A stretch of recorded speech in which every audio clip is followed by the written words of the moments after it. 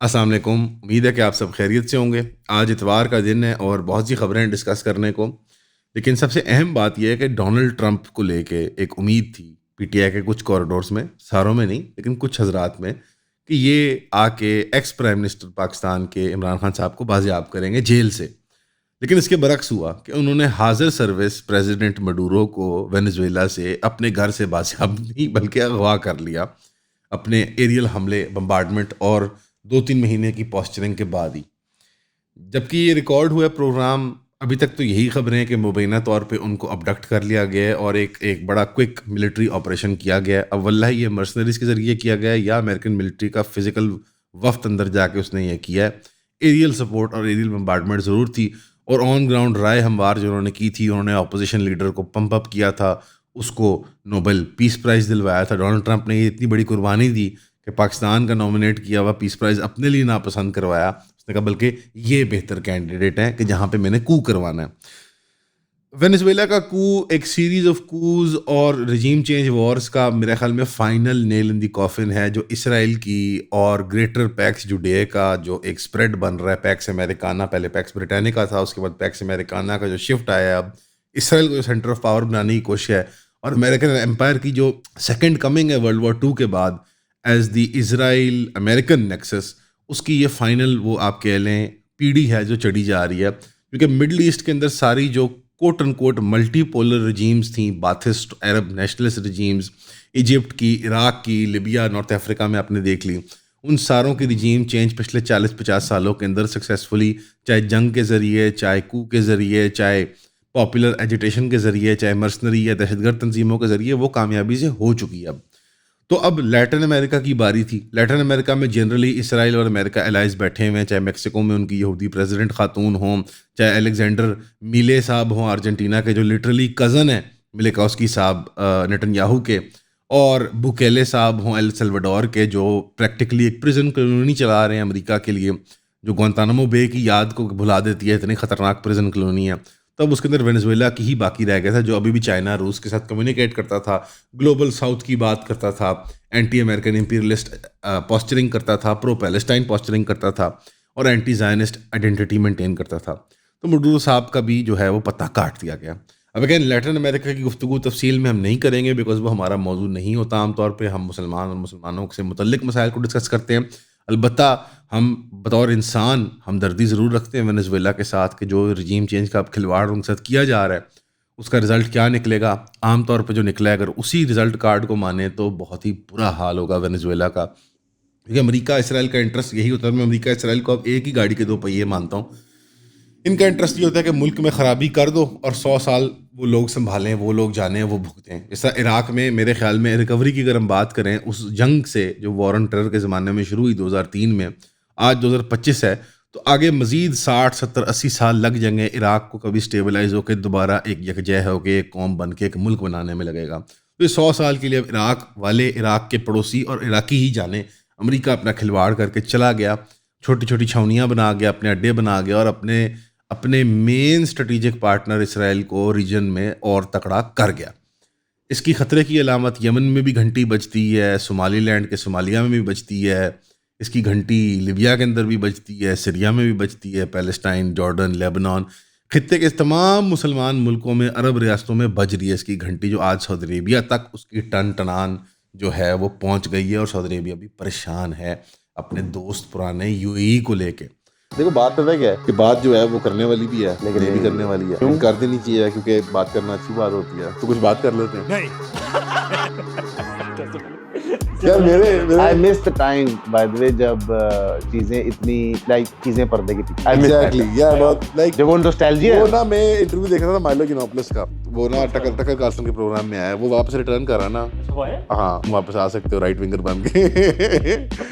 تو to be frank میں ہمیشہ رائٹ ونگر تھا، نہیں، was never like but it was about liberalizing the right wing. Now it's the other way around. he's doubling down. He's doubling down on the conservative right wing. لیکن point میرا یہ تھا کہ وہ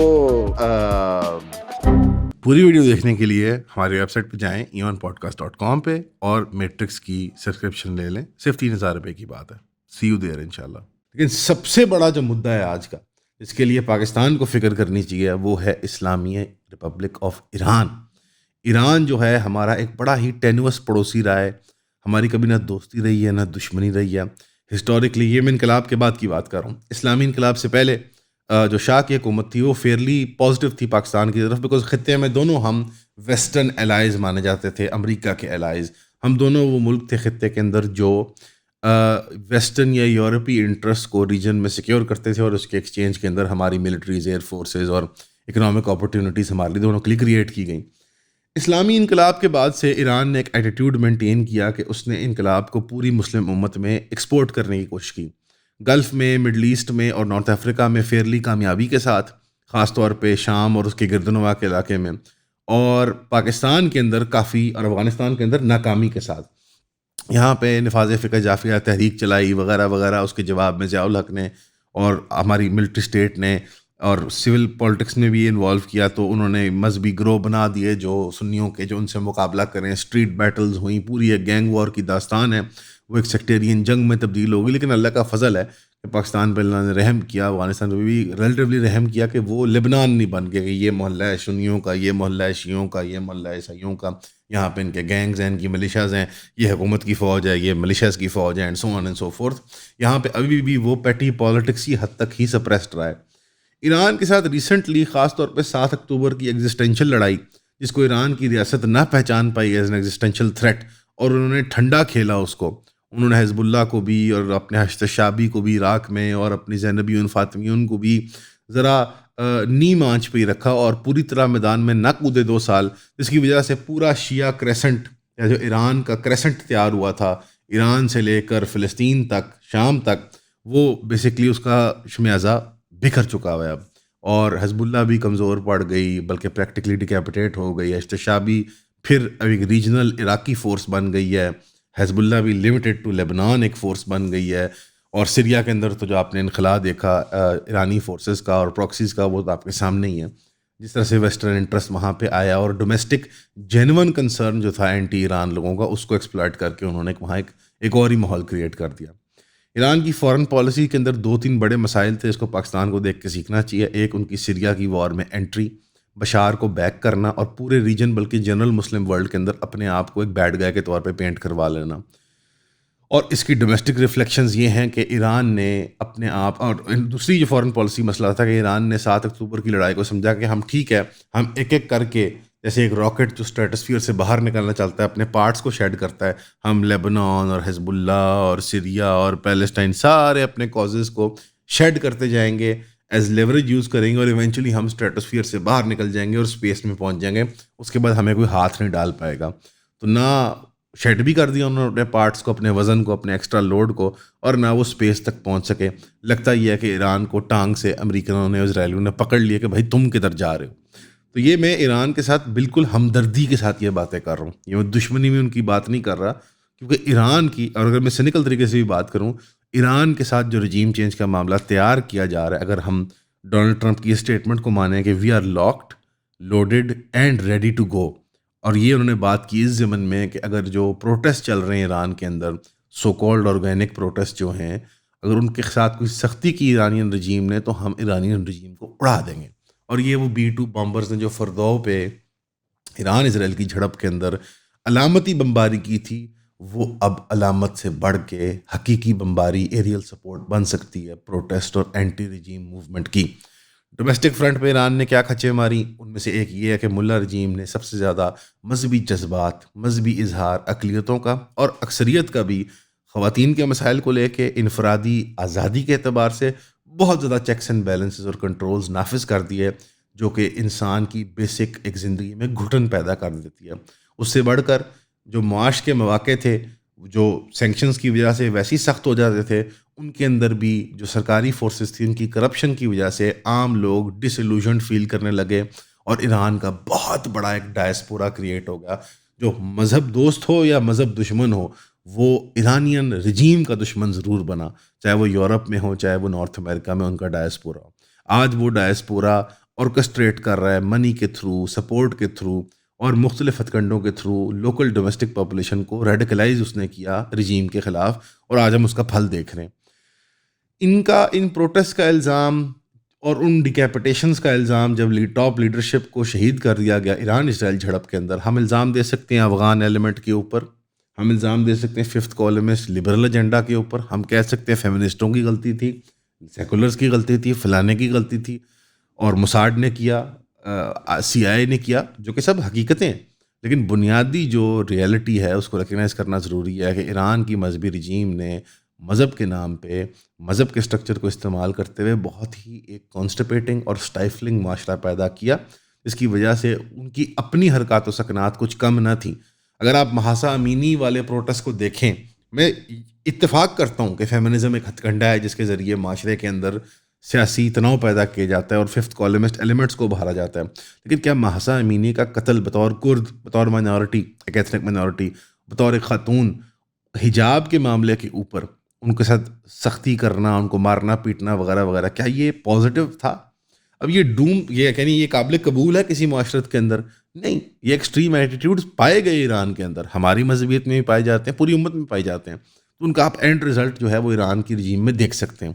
یہ basically ایک century of post colonial modern states جو بنانے کی کوششیں تھیں، چاہے وہ عرب نیشنلسٹ رجیم میں بنی، ایتھنک نیشنلسٹ رجیم میں بنی مسلمانوں کی، چاہے وہ مذہبی کوئی ریپبلکس بنی یا کوئی ڈیموکریسیز بنی، جہاں جہاں ہم نے جو کچھ ٹرائی کیا ہے، میرے خیال میں اس سینچری کا وہ اختتام ہے 1920 سے لے کے 2020 تک، کہ اب ہم نے جو ساری چیزیں ٹرائی کی تھیں ان میں سے کیا فیل کیا، کیا ورک کیا، کیا ٹھیک تھا، کیا غلط تھا. اب رزلٹ کارڈ جو ہے بیسکلی ہمارے ہاتھ میں، یہ امریکہ نے ہاتھ میں لا کے پکڑا دیا، یہ لو. تو رجیم چینج کی جو تیاری ہے وہ حقیقی ہے، اور اس سمن میں یہ کہنا چاہوں گا تہ دل سے کہ ایران کے رجیم کے ساتھ 100 کمپلینٹس کے باوجود، ان کی فلسطین میں جو انہوں نے شارٹ کمنگز دکھائی ہیں، یا انہوں نے جو سیریا کے اندر بالکل ہی اگنورنٹ پالیسی پرسو کی تھی بشار کو سپورٹ کرنے کی، یا ان کی ایریل ڈیفنس کبھی نہ بن پائی روس چین اور وہ سارا وہ بیلنسنگ ایکٹ کھیلتے ہوئے، کہ آج تک وہ اپنا ایریل ڈیفنس نہیں ڈیولپ کر پائے، نہ ان کی نیوکلیر آپشن میں ڈبل ڈاؤن کرنے کی جب پاکستان نے مواقع پیدا کیے ان کے لیے، اور بلکہ بھگوڑے ہو گئے وہ 80s 90s کے اندر باقی مسلمان رجیمز کی طرح. 100 غلطیوں کے بعد، 100,000 مسٹیکس اور اسٹریٹجک وہ مس گیونگس کے باوجود، پاکستان کے ساتھ پراکسی لڑائیاں لڑنے کے باوجود، ہمارا دل انہی کے ساتھ دھڑکتا ہے، اس کے باوجود کہ وہ ہمارے ان کے درمیان مسائل ہیں. کیونکہ ایک مسلم رجیم کا اس طرح سے گر جانا، ایران جیسے ملک کا جس کے اندر ایک تاریخ ہے مسلمانوں کی، اور وہ ایک کلچرل ہے، سینٹر ہے آرٹس کا، ہماری فکر کا، ہماری سوچ کا، وہاں لاکھوں ملینز مسلمانوں کی زندگیاں بدترین حال میں چلی جائیں گی، وہاں جنگ اور جدال کی کیفیت پیدا ہو جائے گی اگر یہ معاملہ ہوتا ہے. تو یہ بات ہمیں قابل قبول نہیں ہے. یہ ایک مسلمان کے ہونے کی حیثیت سے، اس سے بڑھ کے پاکستان پڑوسی ہونے کی حیثیت سے، آپ مجھے بتائیں، آپ کو لگتا ہے عراق کے گرنے کے بعد القاعدہ اور آئسس کا رائز خوفناک تھا، جو کہ سنی مراکز میں سے ایک مرکز تھا، لیکن اہل تشیع مکتب فکر کی ساری جو جذباتی وابستگی ہے وہ ایران اور عراق کے اندر ہے، اور وہ مینیفیسٹ کرتی ہے ایران کی ولایت الفقیہ والے تصور کے اندر جو آیت اللہ خامنائی کے اندر ہے.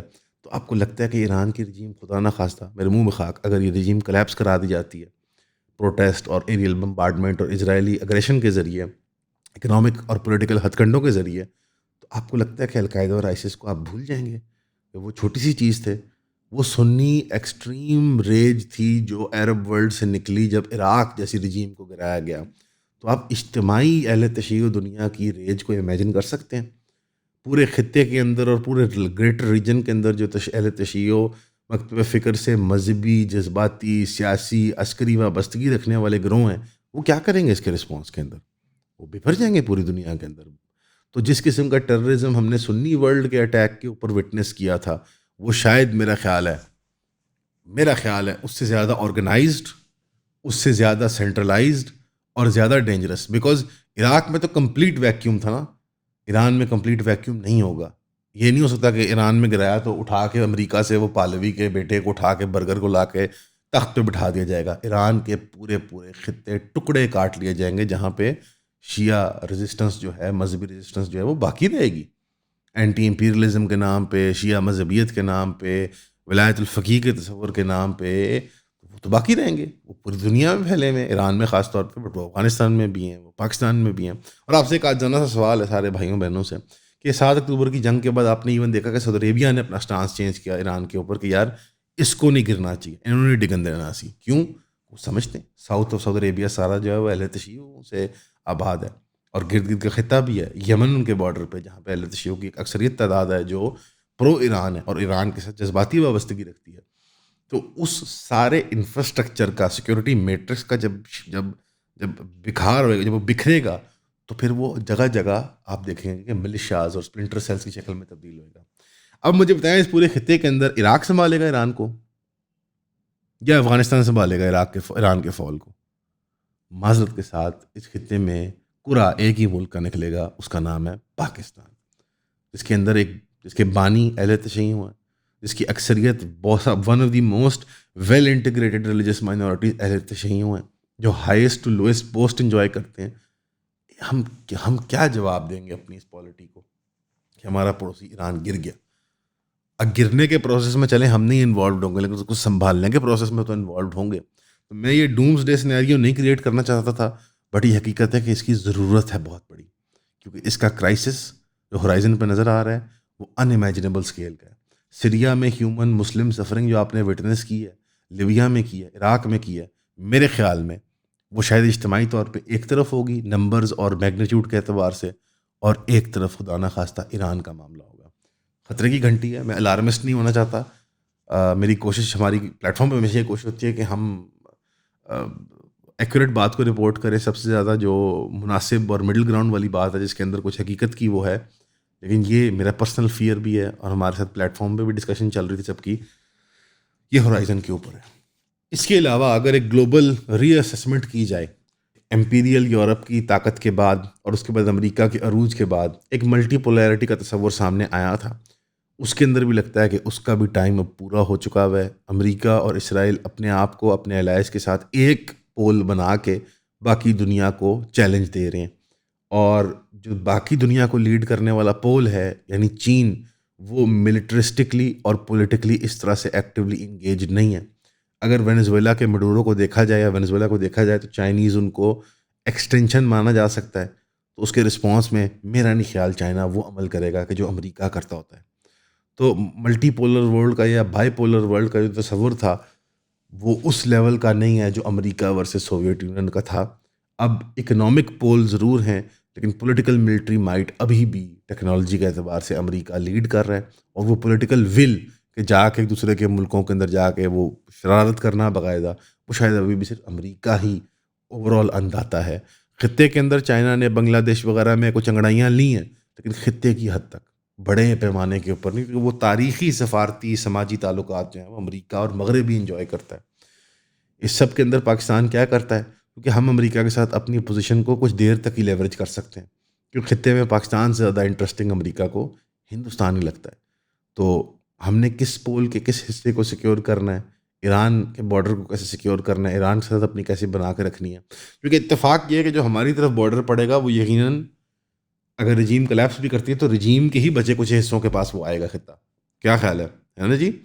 تو وہاں سے ہم کیسے سیکیور کرتے ہیں اپنے آپ کو؟ افغانستان سے ہم نے بگاڑی بھی ہے، وہ کیسے سیکیور کرتے ہیں؟ بیکاز ہمارا انڈیا والا بارڈر پھر دوبارہ ہاٹ ہونے کا چانس ہے. ٹھیک ہے ان کو 1-2 سال لگیں گے انڈیا کو آرم کرنے میں، تیار کرنے کے لیے، لیکن چین کی طرف سے ہمیں خطرہ نہیں، ایران کی طرف سے صرف وہ سول ملیشیاز کا وہ خطرہ ہے، اور افغانستان کو بھی وہ سیم خطرہ ہے. کنونشنل سینس میں خطرہ صرف ہمیں ہندوستان سے ہے. بہت بڑا فاسٹ چینجنگ لینڈسکیپ ہے. امریکہ نمبر 1 ہے، نمبر 2 ہے، اور نمبر 3 ہے. جو کچھ سپیس بن رہی تھی اس کے اندر ایکٹرز نے صحیح ٹائم پہ ایکٹ نہ کیا، ایگزسٹینشیل لیول پہ پرفارمنس نہ دے پائے، تو لگتا ہے یہ کہ دوبارہ وہ معاملہ تھمے گا کچھ دیر کے لیے، اور چین پھر دوبارہ اپنی سپیس کو تلاش کرے گا نئے حلے کے اندر کہ وہ کہاں سے کیا سرنگ میں سے نکالے اپنا معاملہ. آنے والا انالیسز انشاءاللہ آنے والے دنوں میں ملے گا آپ کو تفصیل کے ساتھ، لیکن ابھی تک ہمارے تک یہی تفاصیل پہنچی ہیں. ہمیشہ کی طرح سننے کا شکریہ. دعا کیجیے گا اس ملک کے لیے، ایران کے لیے، پوری مسلم امت کے لیے. السلام علیکم.